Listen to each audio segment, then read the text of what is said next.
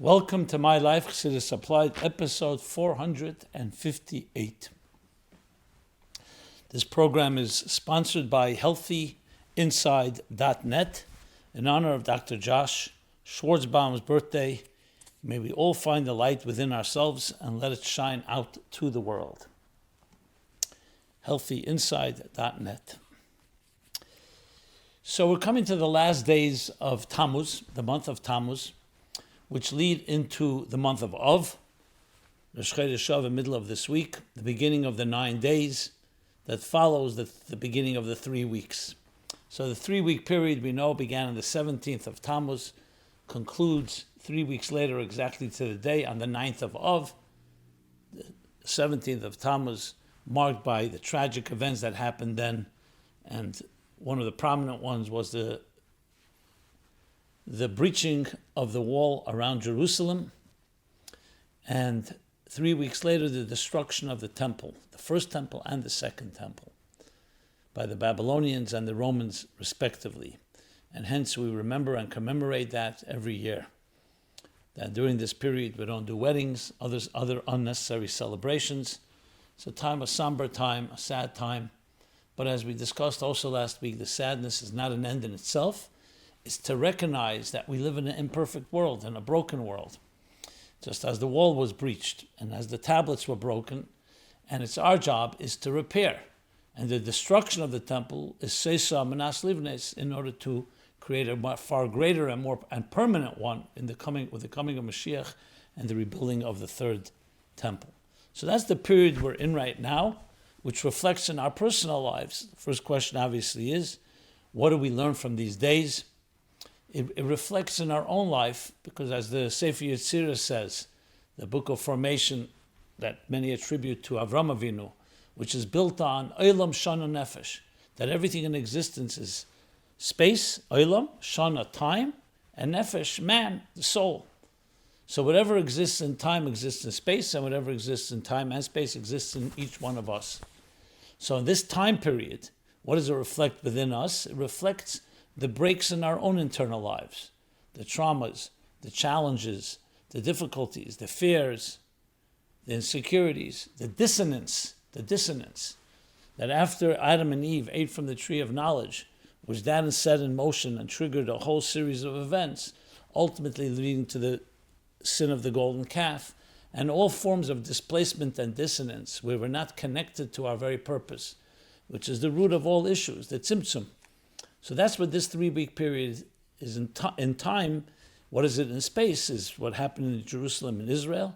And what is it benefesh, Elam Shana Nefesh? It's within us, that period, that experience, with the knowledge that the purpose of it all is to elicit and draw out from us, evoke from us even deeper strengths. And when we do that,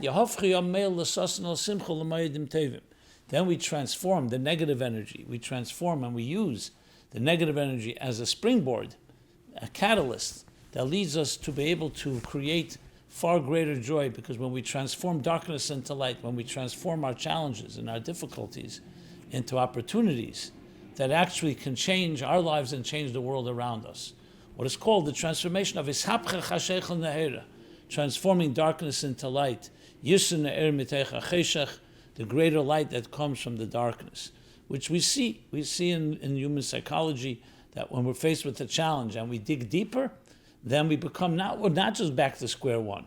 We achieve a level of greatness and refinement that's far greater than what we were in the beginning. Like the example being the expression in the Talmud that says, "B'mokim shabalet shuva emdim tzadikim gemurim ein yechelim lamed sham," yechelim lamed sham, even that the place where Balat Shuva reaches after they've gone through darkness, like he explains in chapter 7 in Tanya, because they experience deeper thirst because of their being impoverished, so that Somalach HaNafshi, that deeper thirst, creates a deeper passion and a deeper avarab, a greater love for light, for the appreciation of holiness, of godliness.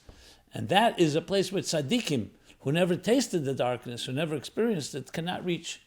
Not just they don't reach, they cannot reach. Mashiach comes, it says, that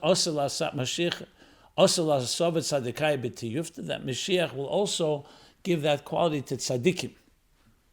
So we see the power of so-called setbacks or darkness or difficulties that only creates a bigger vacuum that can then be, when it's filled, can create far more intensity, like a dam that impedes the flow of water, but the water only builds up with even greater intensity as a result of the impediment. So that's the brief lesson.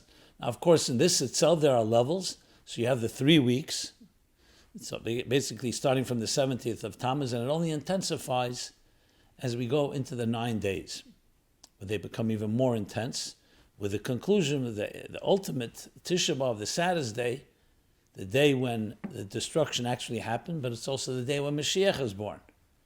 So while you also have destruction within in the abyss, in the throes of the fires that were consuming the Beis HaMikdash, Mashiach was born, which also explains another thing.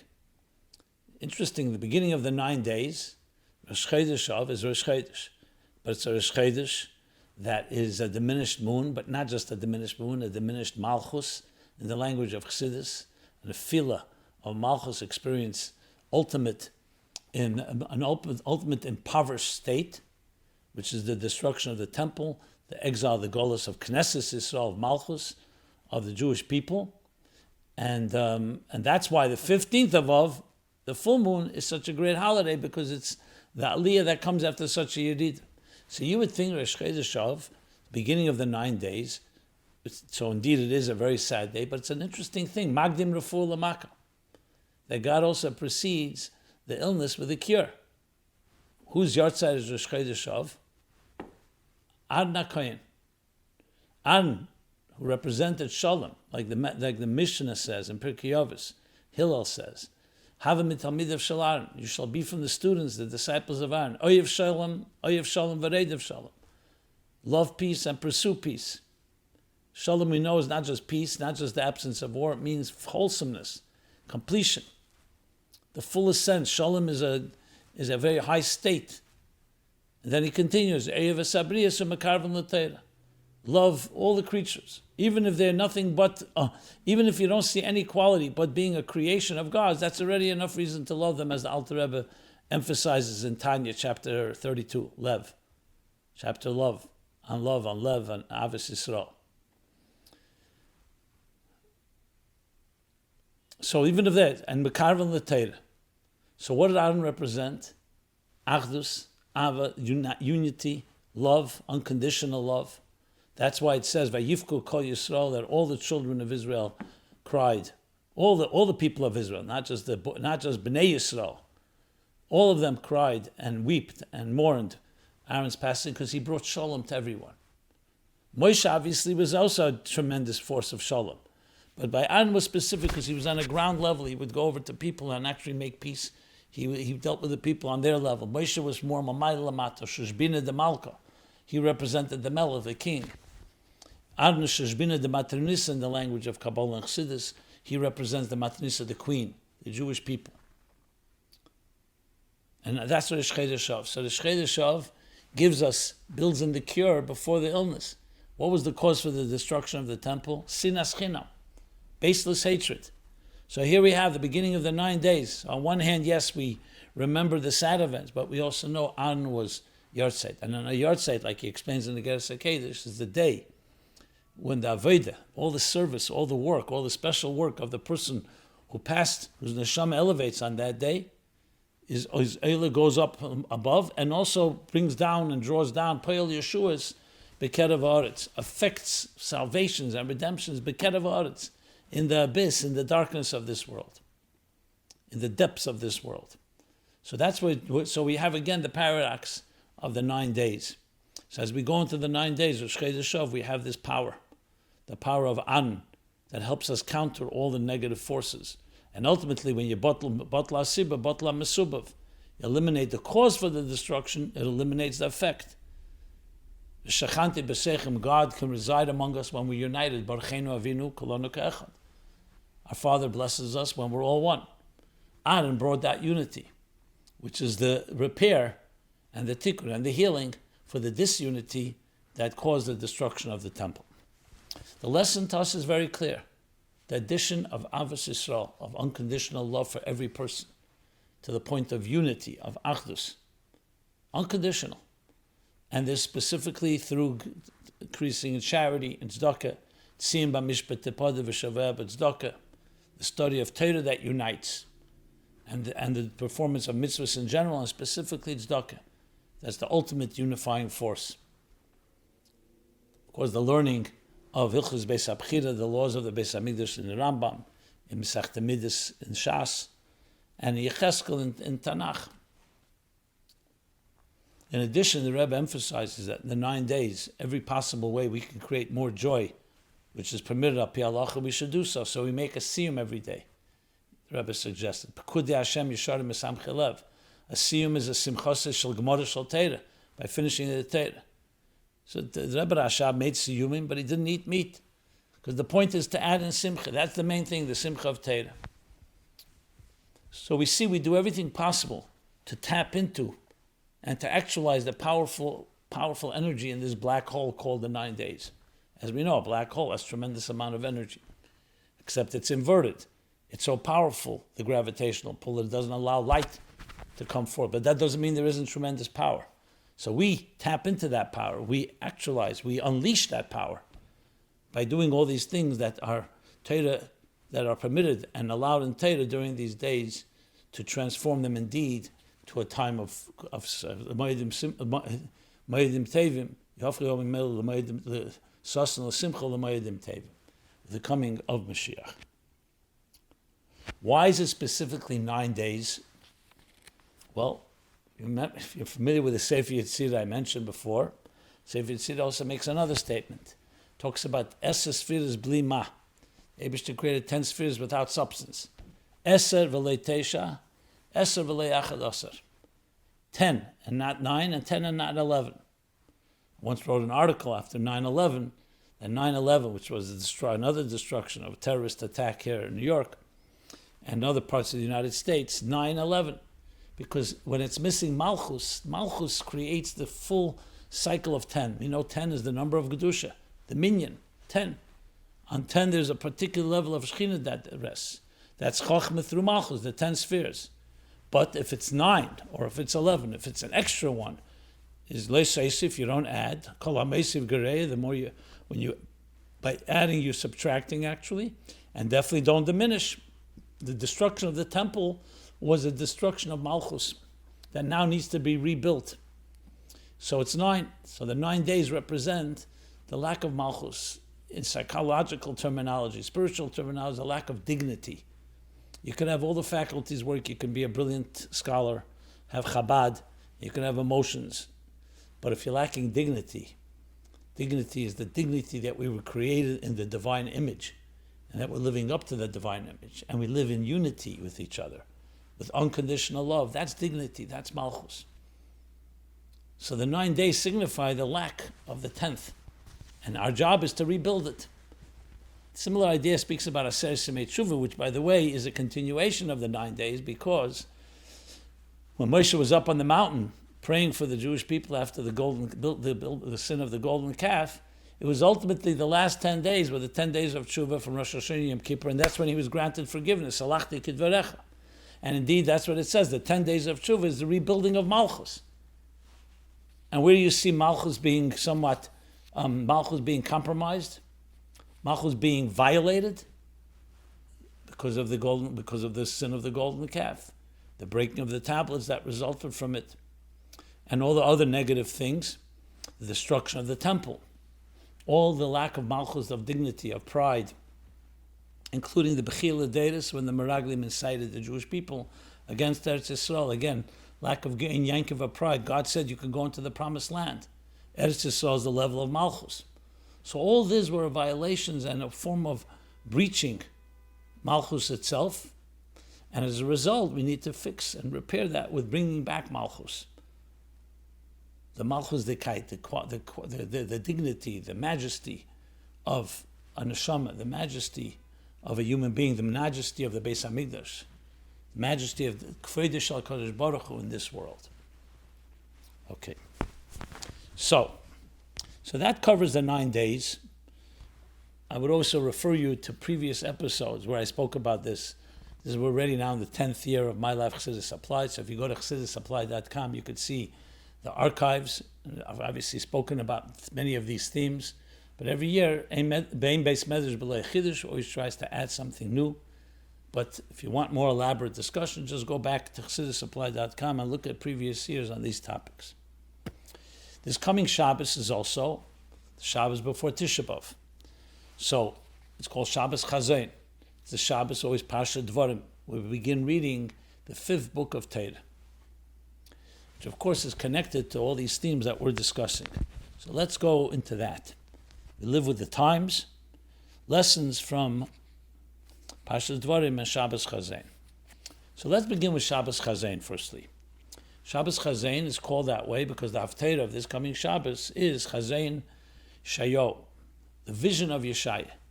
And when you read on, you see the vision is not exactly a positive vision. He's prophesizing the vision of the destruction. But at the conclusion of it, of the Haftarah, we say, Tzim b'mishpat tepada v'shaveh b'tzdaka. That Zion will be redeemed through mishpat, through halacha, through Torah, and its captives will be redeemed through tzedakah. The famous R Levi Yitzchak Berditchever's Vart, or Torah, the Rebbe would bring it every year when he would speak on Shabbos Chazon, from the name of Rab Hillel Paritcher, whose yahrzeit is actually these days as well, Yud Aleph Av, Tofresh Chav Dalet, he passed away. So Rab Hillel brings that the Levi Yitzchak Berditchever teaches Chazon from the word to see. Not just the vision of Yeshaya, he says that in this Shabbos, Chazon, before Tisha B'Av, every Jew is shown. Chazon is shown from a distance, a vision of the Beis Hamikdash HaShlishi, the third temple, in order to elicit gaguyim, yearning and longing for the temple, so we will do everything possible to do tshuva and repair our ways so we can have the temple. Basically, yearning for Malchus that we've been discussing. And he gives a mashal of a king who weaved a beautiful embroidery shirt for his beloved son. And the son wore the shirt a few times, and then he was negligent and the shirt got torn. Came back to his father, and his father weaved a better shirt, an even more beautiful one. And again, the same thing happened. It got spoiled. So the third time, the king says to his son, this time I'll weave the shirt for you, but I'm not going to give it to you. I'll show it to you once a year from a distance, so you learn to appreciate it. And then when I give it to you, it won't be torn again. It'll become a permanent shirt. He gives the example for the three, but the first Beis Hamikdash, second one, which is Godel Yeh covered Abayas Ha'achim Ma'arishin. The first Beis Hamikdash stood 410 years. The second one 420 years. It was larger. It was more time that it stood, and it was a larger Beis Hamikdash, an even more beautiful one. But still, it was destroyed. It was torn. So this time, the Eibush every Shabbos Chazon shows us the Beis Hamikdash from a distance. So you see here again the paradox. The simple interpretation of Chazon Yeshayahu is the vision of destruction. So how suddenly does Levi Yitzchak come and turn it around and calls it the vision of rebuilding the Beis Hamikdash? So we already have the answer in the Gemara in Makis, the end of Masechta Makis. There were also two visions. The visions of the friends of Rabbi Akiva, colleagues. They were looking at the Temple Mount, and they saw a desolate wilderness. Sho'alim helchim bey. They saw fox running to the place what was once the Holy of Holies. You can imagine the anguish to see such a thing, the tragedy. So the Rabbi Akiva's colleagues began to cry when they saw that. Why are they crying? Because they saw the fulfillment of the negative prophecy. What would happen, the destruction, the desolation, the wilderness of the Temple Mount. Rabbi Akiva says we're smiling. He's laughing. They asked him, why are you laughing? He says, because I see the fulfillment of the other prophecy that ultimately, when that will happen, that will lead to a better Beis Hamikdash, the Beis Hamikdash HaShlishi, Gula Mitis V'Ashlem. This was after the destruction of the second temple. So the Gemara concludes that his colleagues of Rabbi Akiva said, Akiva nechamtani. Twice. Akiva, you have consoled, you've comforted us. Why a double? Like nachamu, a double comfort. The comfort that Rabbi Akiva provided, and also the comfort of transforming the negative into the positive. So not just there'll be a Beis Hamikdash HaShlishi, but also the negative will lead to that.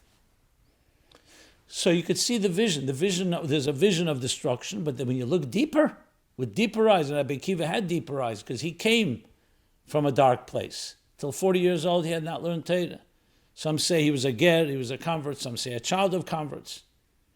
The name Akiva itself, Akev, the heel, signifying what is called the Avos that Abnos in the Medrash says, the heel is the Malach HaMovah Sheba Adam, because it has the least amount of sensation. And that, like the Baal Tshuva, can see what others can't see, can see light and darkness, can see the hain within the lav. That even when you say something negative, he sees the positive thing within it. The positive energy, the deeper sparks that can be redeemed even in desolation, even in a wilderness, even after destruction. So, you have here in Chazon the similar theme. How does it relate to the Parsha itself? So the obvious is, right in the beginning of the Parsha, we see Teichacha. Even though it's not like in Parsha B'chukosi and Parsha Kisave, which there are verses, 98 verses, Vodim, you don't have that amount, but you still have Teichacha. Why? Because this is a time, it fits to the time of the 9 days, the Shabbos before Tisha B'Av. So there's that negative energy, but the negative energy is only for a positive. The Teichacha, Teichachas Musar, is in order to bring even more chesed, as Chassidus explains. So there you have that hint. But to go take it a step further, let's address a few questions that came in about the connection to the Parsha, and we'll see how the Parsha relates directly to the same themes. So, let's begin with the very question, why is Devarim called Mishneh Torah?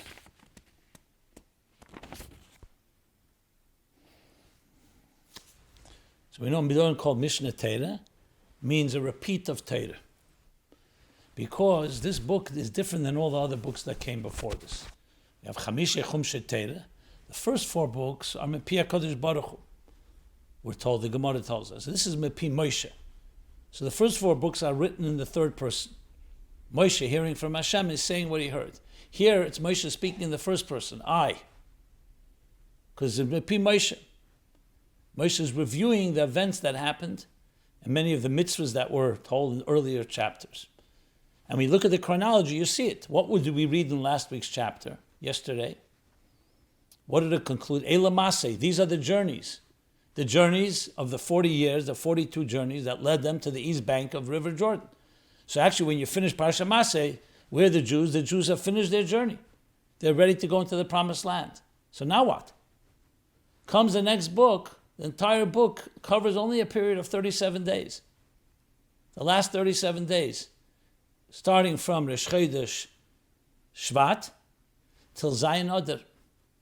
And Moshe reviews everything as they're standing on the east bank of the River Jordan. Moshe reviews the whole Torah and the mission and the purpose of their lives.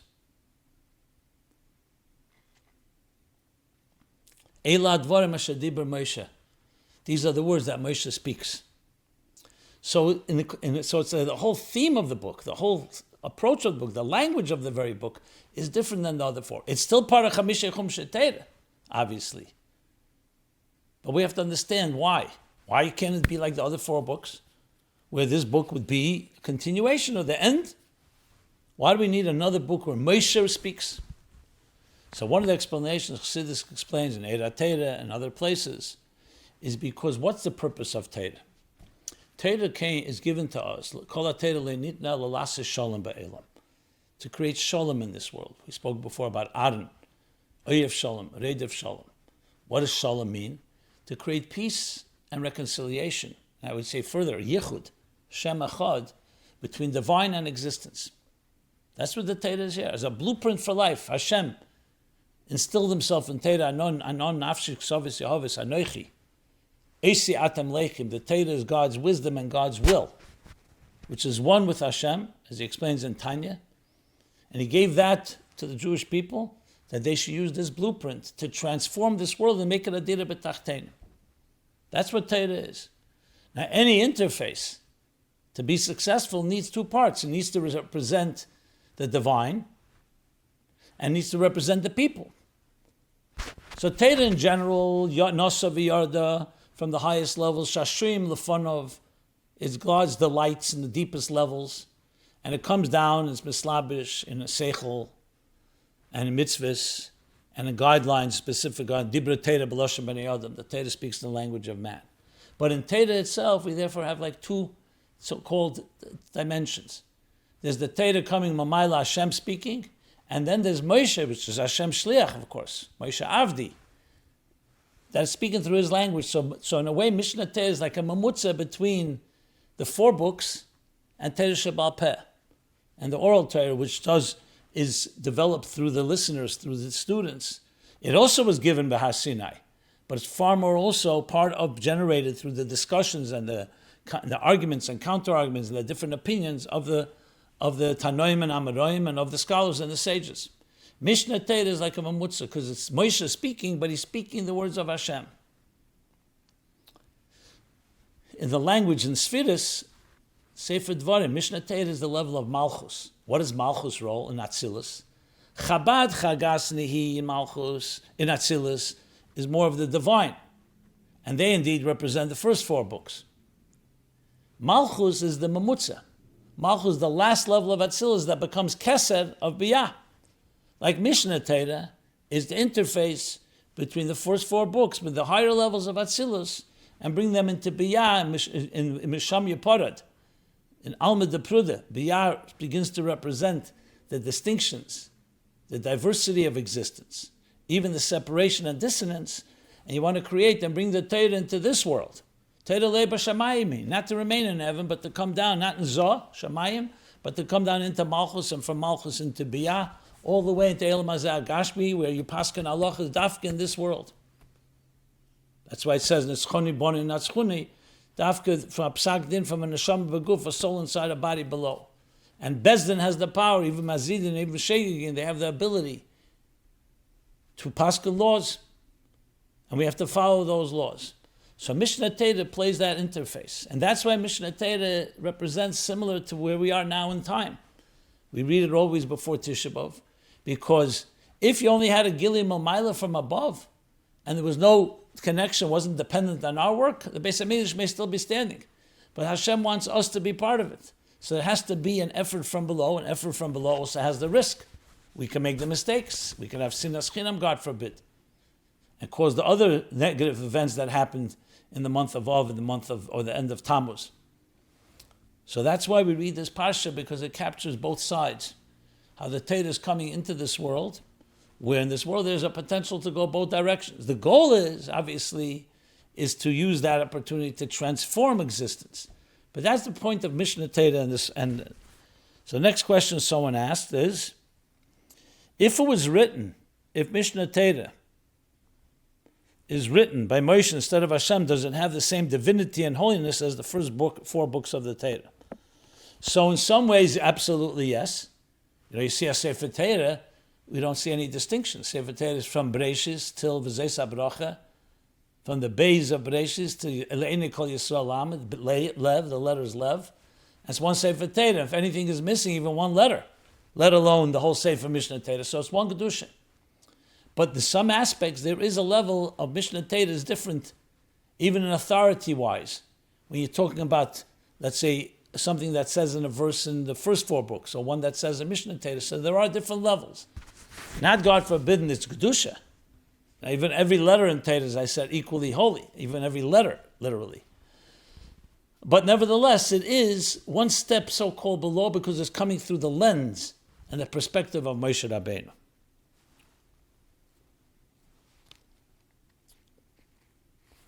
Another question that was asked is this. We are taught that every word of the Torah is precise, and there isn't even an extra letter unless it's purposely put there to teach us something.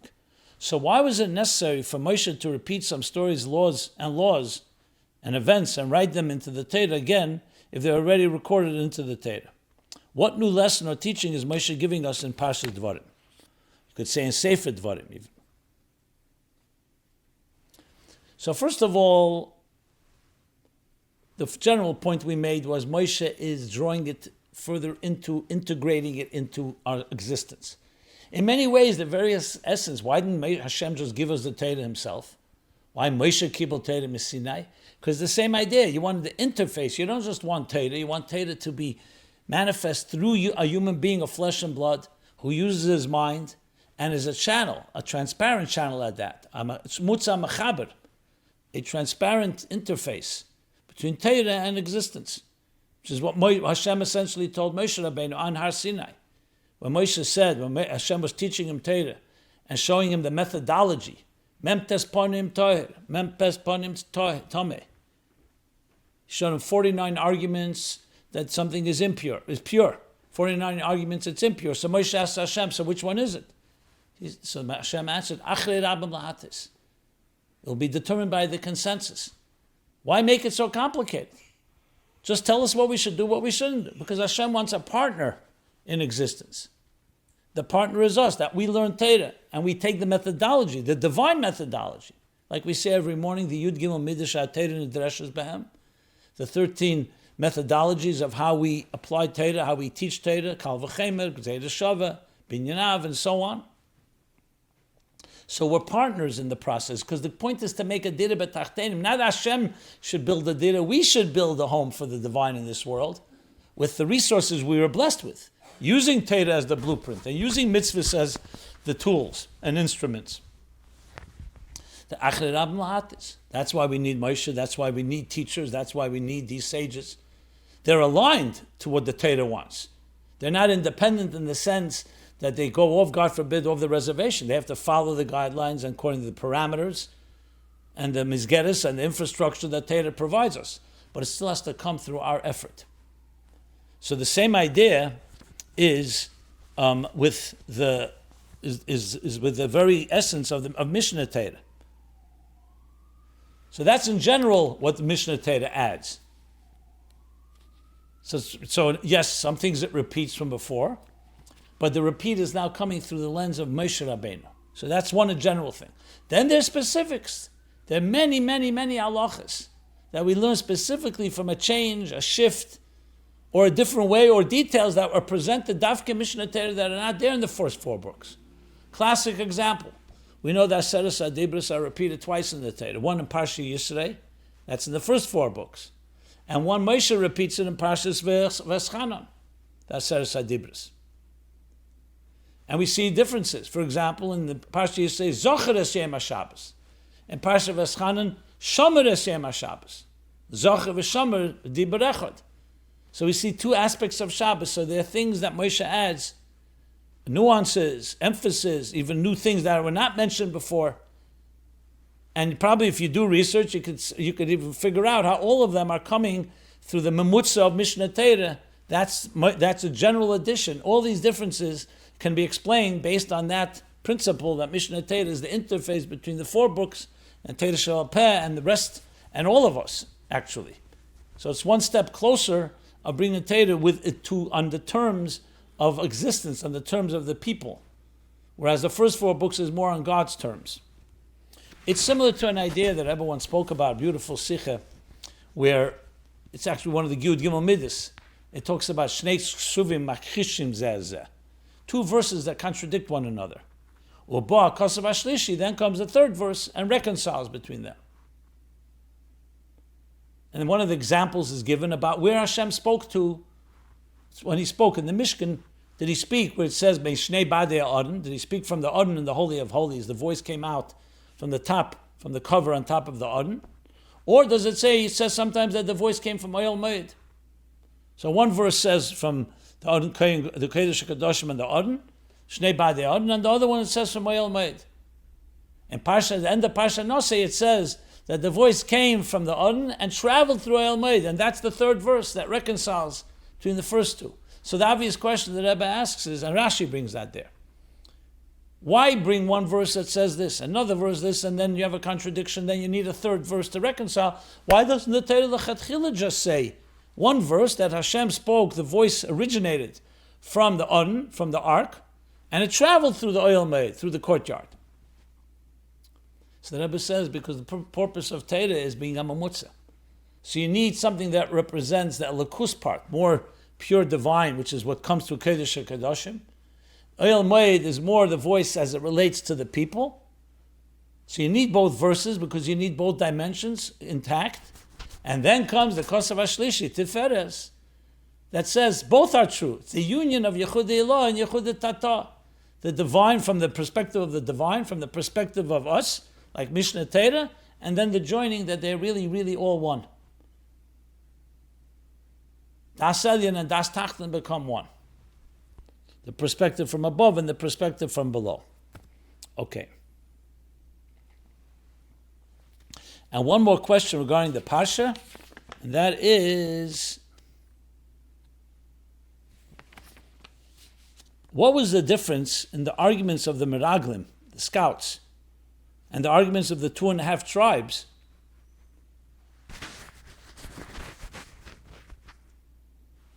that wanted to settle outside the borders of Israel?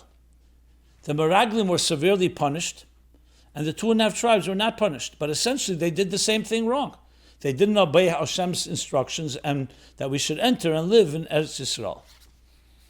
So the basic commentaries explain the difference pretty Pshutish Mikra on a very basic level. That the Meraglim argued not to go into Eretz Yisrael altogether. And they incited the whole people not to go, to defy God, period. When it came to Bnei Gad and Bnei Reuven and Chetz Bnei Shevet Menashe, they didn't say that. They said, Mikne Rav, we have a lot of cattle, and here the earth is very fertile, the fields. So give us permission to stay here.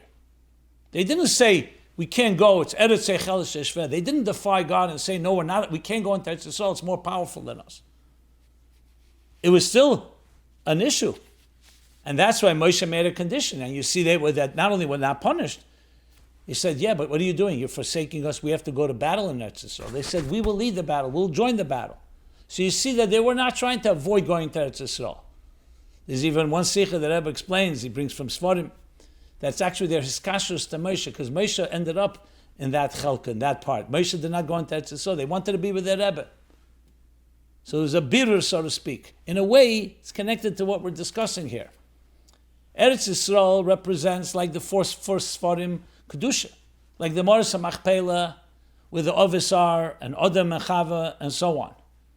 Kever Rochel, on the other hand, is on the road, more associated with the people. Rochel Mevakal Baneh, as Rashi explains in Parshas Vayechi, that Yaakov said to Yosef, that's where your mother wanted to be.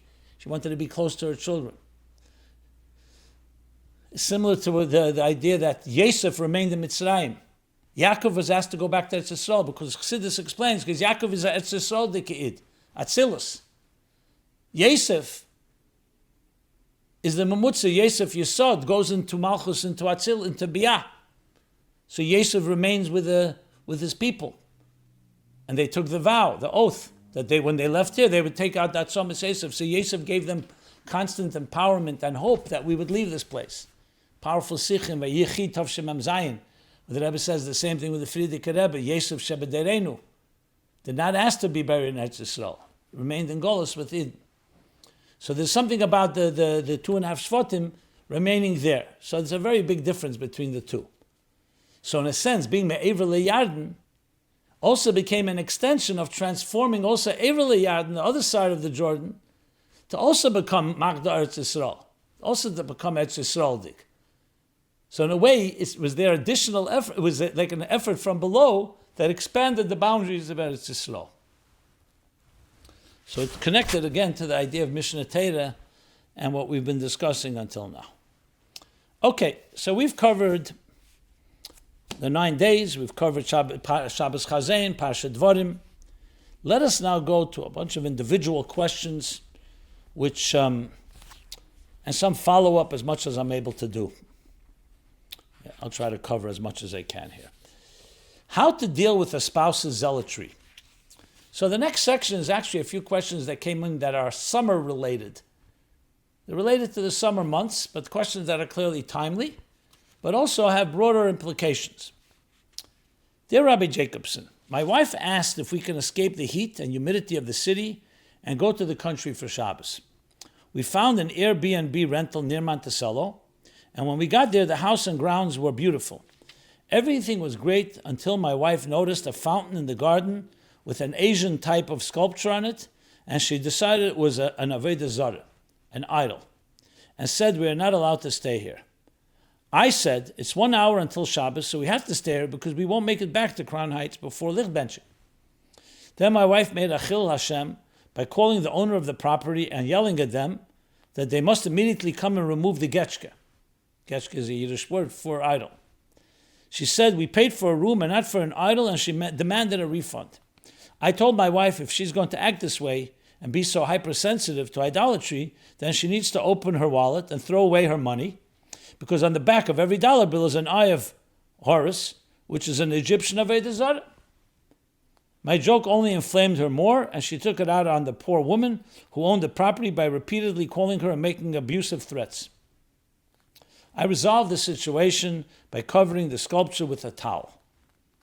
How should I deal with my wife's zealotry in an appropriate manner and be able to point out the times that she acts overbearing on issues that have no basis in halacha without making her more angry?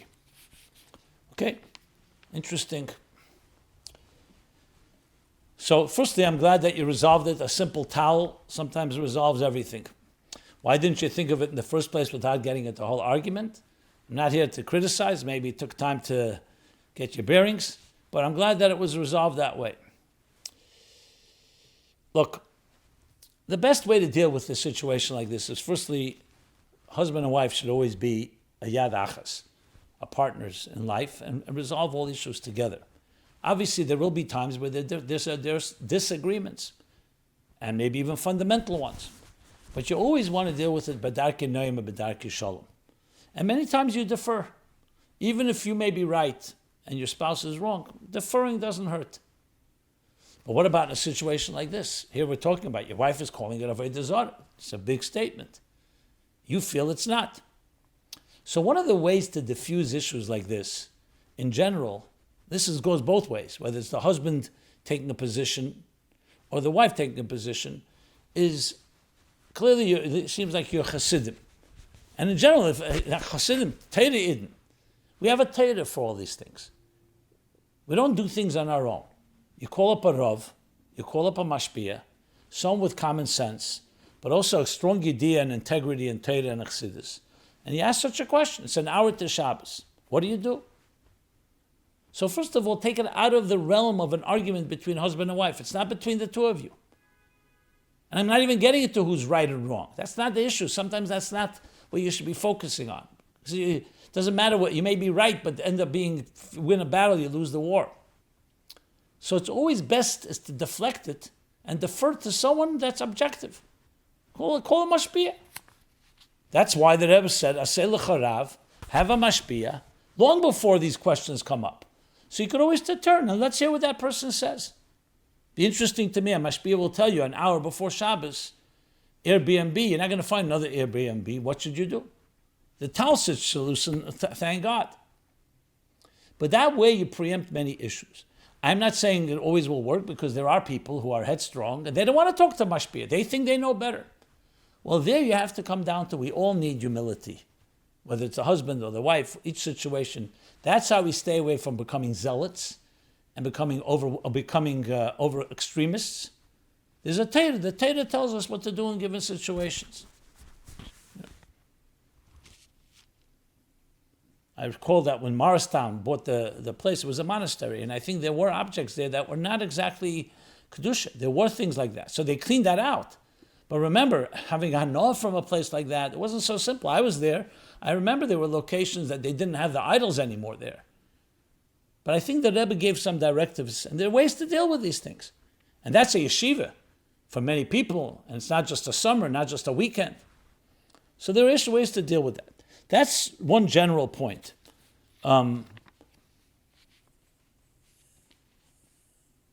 Overall, in these type of situations, Shabbos especially is meant to be a shalom bayis time.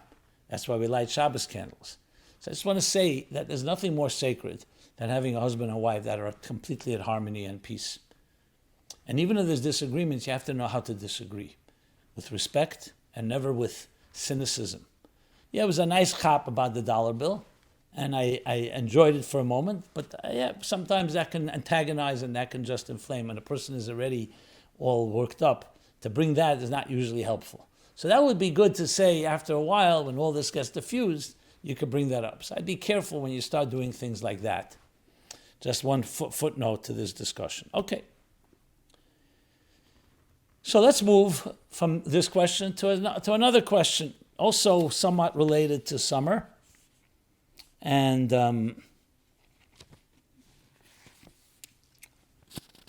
here's the question. Briefly, the question is, should I leave my shlichus due to a health threat of tics? Dear Rabbi Jacobson, since this person wrote, there knows no name, but it could be obvious who it may be, but I hope I'm able to read it. I was not told not to read it, and I hope it doesn't expose anything. So I'll try to stay away from any specifics that may be revealing, but I'm reading it because it may be helpful to others as well. I'm a shliach in a upstate community. My wife wants us to leave the shlichus and move back to Crown Heights because we have a big problem, endemic to our area, with parasite insects called tics that bite and spread Lyme disease. My initial response to her is we have it easy up here compared to other shluchim. We're an hour from basically central Jewish neighborhoods, can buy all the kosher food we want. We can drive to Crown Heights within hours. Shluchim in some parts of the world have zero access to kosher food. Shluchim in Ukraine have to deal with danger of the war. We have it easy here. If you see a tick, just pull it off with a tweezer and move on. That strategy may have worked last year, when only once or twice a week we would find a tick. But this year the problem is more out of control because there's been warmer weather. In the past, you could do your best to avoid ticks by not walking on grass or in the forests, where they prefer to congregate. But this season they are everywhere and unavoidable. We have found them in our beds, in our car, etc. Every day we are pulling dozens off our kids. We are afraid to let the kids play outside, and we are making them feel like prisoners under house arrest.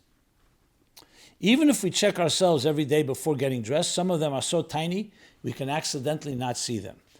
We can't use pesticides on our lawn because our water comes from a well, and the chemicals can seep into the well and make the water dangerous to drink. We don't know, nor do our neighbors know, a solution to solve or lessen the problem. I don't want to quit because I would be embarrassed to walk into 770 and have my peers point at me and say he's a coward that quit. And besides, for my own ego, I love everyone in my community and wouldn't want to quit on them. But I also love my family, and it hurts me to see them to be so uncomfortable. My wife was crying today and said, why would the Rebbe send us here? That hurt me so much to see her hysterical like that. I can only answer her with the Torah that says Hashem creates the cure before the disease, and that Hashem doesn't give someone a problem they don't have the strength to overcome. This insect problem is adversely affecting me too. When I have an appointment to meet a balabos, and I show up a half hour late because when I get into my car, I saw ticks crawling on the seat, and I stop to vacuum them before they bite me, I feel like a clown for being late, and I lose the confidence I need to go into the meeting and ask him for everything we need. When I'm late to give a class because on my way, my wife calls and says, our 3-year-old has a tick inside her ear and she needs me to turn around and come home right away to help get it out. And at our summer camp with 150 kids, we spend more time pulling ticks over the kids than doing camp activities. And I'm afraid if the parents knew how severe the problem was, they would pull their kids out of camp and perhaps even sue us. Chas v'shalom, God forbid. My inclination is not to quit and try to endure this with the Rebbe's brachas. And with Hashem's help, nobody in my family or our community will get any of the debilitating diseases caused by the ticks. But I need my wife and myself to be on the same page in order to have shalom bayis and in order to represent the Rebbe and do our job successfully. Please advise with your opinion on what we should do. And since it is my desire to try and stay and not quit, how can I speak to my wife and make sure she is comfortable with our decision? If me and her talk and we both decide and agree that it's in the best interest of our amazing community that we stay. Thank you. Okay. I can't say this is an easy question to answer. I'll just share my own thoughts, but my thoughts are just that, thoughts. And on one hand, we know the Rebbe, probably in every circumstance, when South Africa was in danger, Russia was in danger, the Rebbe never believed that we retreat. Meaning, nothing can stop us. We have to do our shlichus, and the Eibishter will protect us. But here we have the additional issue of pikuach nefesh, really. When I say pekuach nefesh, it may not be life and death mamish, but it's health. We're not just talking about difficulties under the Soviets or under dire circumstances or crime, things that can turn around. This is dangerous. Like you have 150 kids and the parents don't know, that's Geneva's das, and who knows what that can lead to. So that's why I'm just weighing the two sides. I don't have a quick answer. It's hard for me to say that the Rebbe would say that at least for a time period you should leave.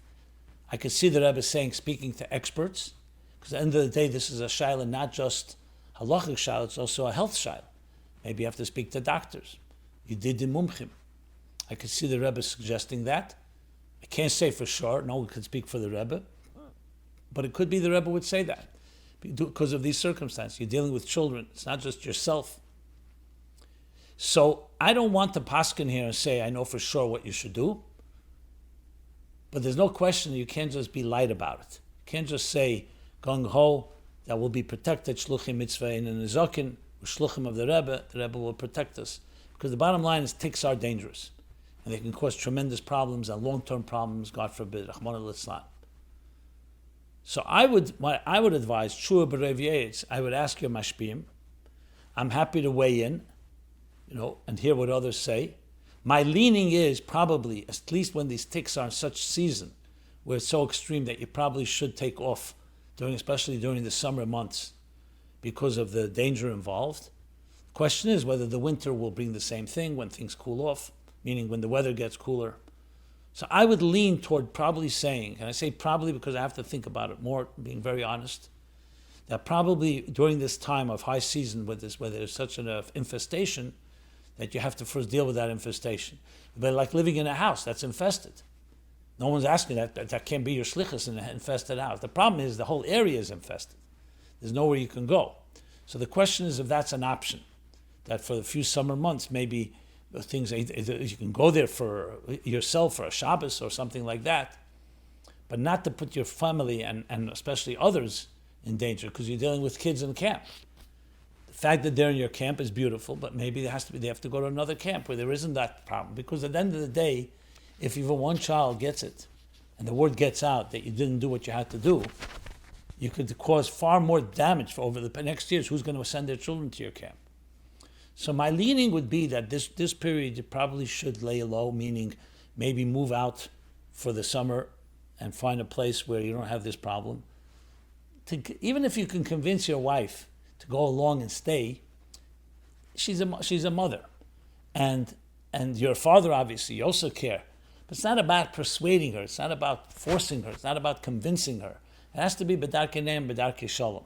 And because of the circumstances, it just seems to me it's too dangerous.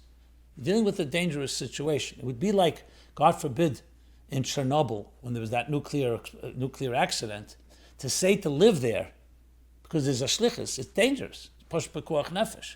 I just can't see that shlichus overriding pekuach nefesh on that level. Again, I'm not talking about pekuach nefesh of Soviets or the Evsektia. We're talking about pekuach nefesh of direct health issues and so on. So that would be my suggestion. But as I said, I'm saying it with qualification because I'm not a Rebbe, just trying to put together everything.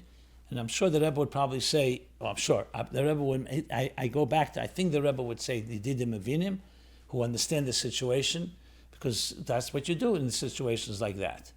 But who knows? The Rebbe could give the keiches and brachas that it shouldn't affect. But remember, it's not just you, it's also all the families and the other children involved. But I appreciate the question. I think it's a critical one to address.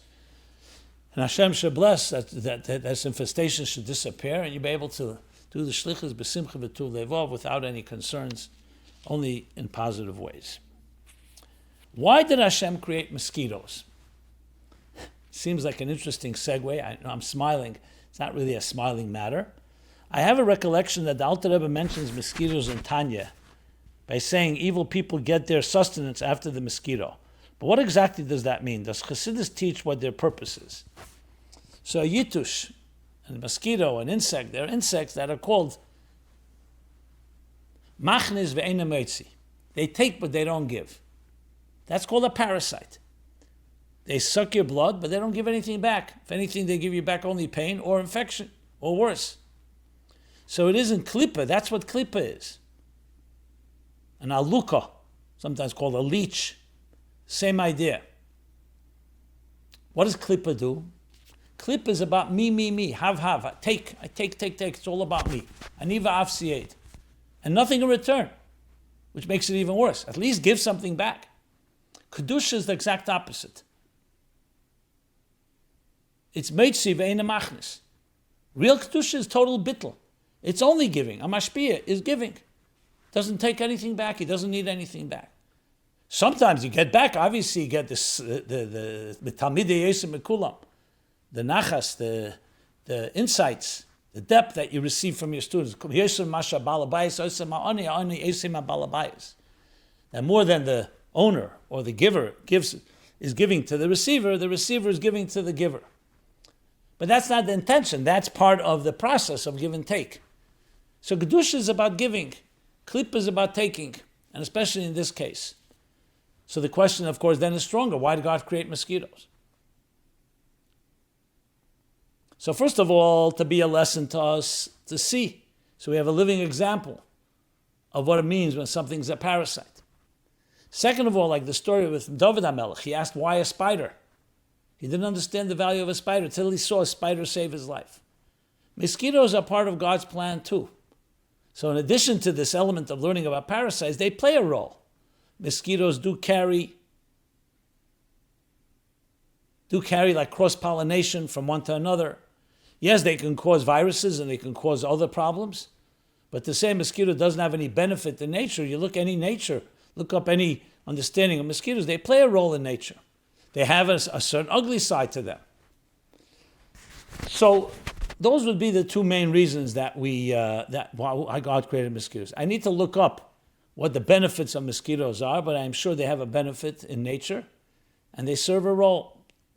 And let's see, I'll look it up and I'll come back with that more. Or somebody has any information on that, please let me know, and I'll share it. Okay. Let's see what else we can cover here.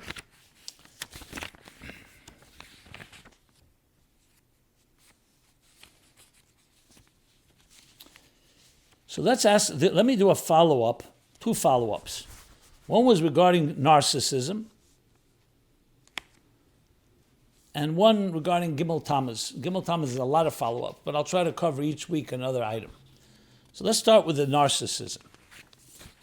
Hi, I'm reaching out because I feel like I reached a dead end. I'm married and I live in Israel. However, my husband is currently living in Miami. He left a year and a half ago because he said it was financially difficult for him in Israel. The issue is that as of last year, this time in the summer, I flew to Miami to spend the summer there with him and our two daughters. I have an older married son in Miami with whom he had a good relationship with until last summer. Out of the blue, he became extremely angry with him and stopped talking to him. And he doesn't allow me to speak to him. Altogether, we have 5 children, bli ayin hara. He told the rest of our 4 children, whoever speaks to my son in Miami, the rest of us are in Israel except my husband, not to speak to him. He also stopped talking to his sister in San Diego because she interacts and speaks with my son. He seems to have narcissistic traits.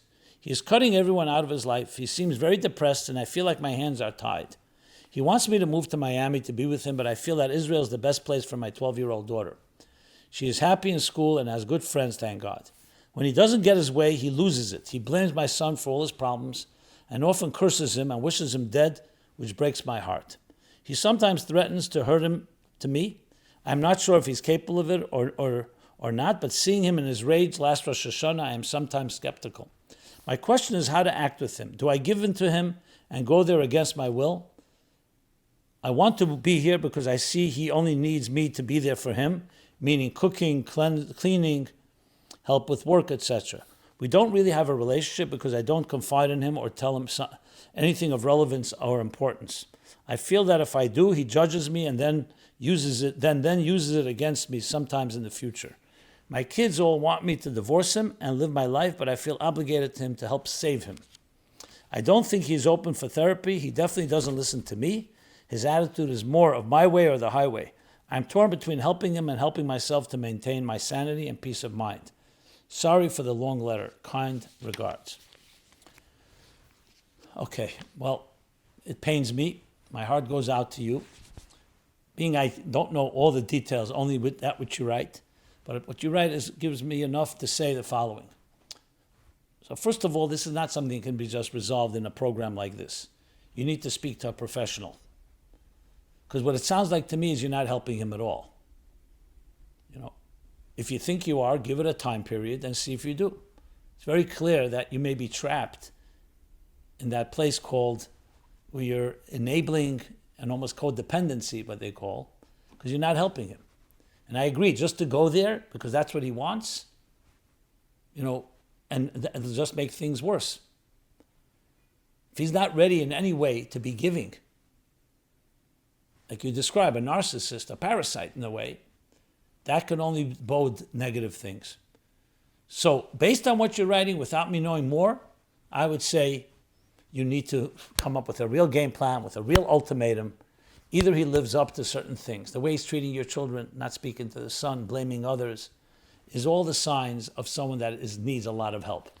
If he's not ready to go for help, like you write, therapy, he's not ready to live up to any conditions, then I think you have to think very strongly of this is over. Because there's nothing coming, nothing positive. What benefit is there right now? What are you holding out for? That he's suddenly going to wake up one day? He needs to be read the riot act. He needs to understand their consequences for such behavior. Now again, this is barring maybe there's something I'm missing, I don't know altogether. Definitely did not hear him. You always want to hear all angles here, and I have to say that. Not because I question what you said here, but just because that's the way it is. Al Piteri, you need to hear all the angles of it. But there's also the possibility that you're trapped in this codependent type of place where the known evil is better than the unknown, so you just keep the status quo. Is it good for you and your family? Doesn't sound like it to me. So I would strongly advise speaking to a mashpia, someone you trust, a therapist, someone good, competent, especially someone that can speak to him as well, and look at the options. But don't let it just hang. This is not going to resolve itself. That I can tell you for sure. You need to make a move, one way or the other. If everyone advises, move to Miami and give it time and see if you can work things out and he becomes better, by all means. But if the answer is no, that's not the solution, it may make things worse or just confirm that it's not working, then I think you have to follow. You can't just follow your own whims and your own comfort, even if it's your own discomfort, but it basically is the status quo. That's my general response to that. Let me do one more on the issue of narcissism regarding last week's episode, dealing with narcissism. You spoke about this at 44:20. That's 44 minutes and 20 seconds. One must be very careful with how we associate mental illness and personality disorders with religious and spiritual development and or deficiency. It's essentially saying that someone who has a heart attack is because he doesn't put on tefillin, or someone who suffers from a skin disease is because of talking evil. Although we know from teachings of our sages and stories of the Rebbe that illness is associated with spiritual deficiency, etc., the ramifications of a layman suggesting those is destructive and damaging to the people being impacted, manipulated, and abused as well. As well as for those not seeking proper help and seeking spiritual help instead. This is even more hazardous than with mental illness, where one can easier associate it with less tangible effects and symptoms as opposed to a physical illness that can be measured by medicine and science. The answer to narcissistic disorder might not be bittul, being that they tend to believe that they are humble and a victim, especially a vulnerable narcissist, which is an invisible disorder and has a much more devastating effect, which is like Shemai saying, they behave like Zimri and they want reward like Pinchas. These are people who destroy the world. Seite, Chav Beis Aleph, is this person quoting. It takes years to detect and comprehend. They are in the deepest denial and dissonance. A true narcissist will never open up to the fact. I suggest you take the time to educate yourself in cluster B personality disorders. There is using the word narcissist, and there's the bona fide disorder. The distinction needs to be made as well. Please read the DSM-5 on the personality disorder. It could stem from childhood abuse, These issues should be addressed. Thank you for bringing it up to the open, with total disclosure of the scholar that they are extremely limited in that field. The people around narcissist behavior suffer a terrible hell on earth on a daily basis, a living hell that is hard to comprehend for the average person. It's a life of suffering and abuse which has no end in sight. Yes, this should be brought to the open, and support is direly needed, but with a deep and profound understanding of the limitations of someone not exclusively in the field. Spouses, narcissist survivors need help with fellow survivors and real mental health practitioners that specialize in abuse. This is less the place for a mashpia as far as treatment and therapy and support similar to someone suffering a heart attack, where you call 911 and the doctor first. One needs to be very careful with giving empathy and feeling sorry for a narcissistic personality disorder. Cluster B, it has the opposite effect. They thrive off it. Those who are suffering from being married with people who have disorders need empathy for themselves, need to be as selfish as possible. Through that, there could be some relief and healing. Some links on the subject. Anybody interested in the links, if you send us your email in the forum at chassidusapply.com, I'll be happy to offer it, the links. Thank you for writing. With all respect, I don't know who you are. You're not giving your name. I guess you're alluding to that you see me either naive or this mashpia you're referring to, or a scholar or a mashpia. Well, I'm not here to toot my horn, but I will say this, just for the record. Many specialists in these disorders actually come to me for advice. Again, this is not to toot my horn, but I would assume you'd know that. I have tremendous experience with this, dealing with it on many levels, dealing with professionals, and I stand by what I've said. Yes, it does come down to bittul, in my opinion. Whether a narcissist could have bittul is another discussion. If he could bring real bittul, that would be good. Now, the idea of empathy for the narcissist, if you recall, I didn't say one should have empathy for the narcissist. I said the Rebbe Rashab said, look how much rachmanis you have to have for someone that the Torah says you shouldn't have empathy. The point is we have empathy. That doesn't mean that we show that empathy to feed the narcissist. So if you go back to so I understand that you may be stereotyping some rabbis or some naive or inexperienced people, and you're entitled to do so. There are people who shouldn't address this issue. But as I said, I stand by what I've said. If you have a specific thing that I've said that you feel that you disagree with, you want to take issue with, by all means, but not just sweeping terms determining who's a professional. There are many people with professional degrees and credentials that don't know how to deal with it properly, and there are many that don't have credentials that deal with it excellently. When I say excellent, I don't mean they always solve it, but they know how to deal with it in a very blunt way. And this is not the first time I've spoken about this. There are many times I've spoken on this topic, and unfortunately it's a real issue. Some of the things you say I totally agree with, but I think it's important that you should also not get trapped in the stereotyping of the people you think may not be experts when maybe they are experts.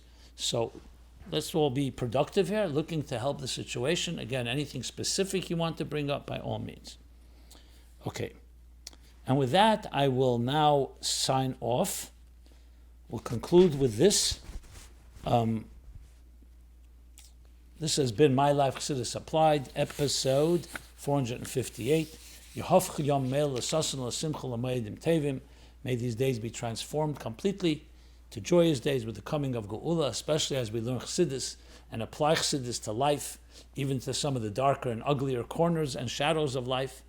Especially in these days, which will rebuild the Beis HaMikdash, with the coming of Mashiach and the Geula Amitis Vashlema. Thank you, and be well. It should be a very Simcha Dike Chodesh Av, transformed into Sasana Simcha Ameidim Tevim.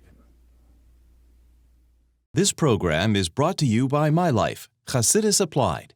Please help us continue our programs. Make even a small contribution at chassidusapply.com/donate.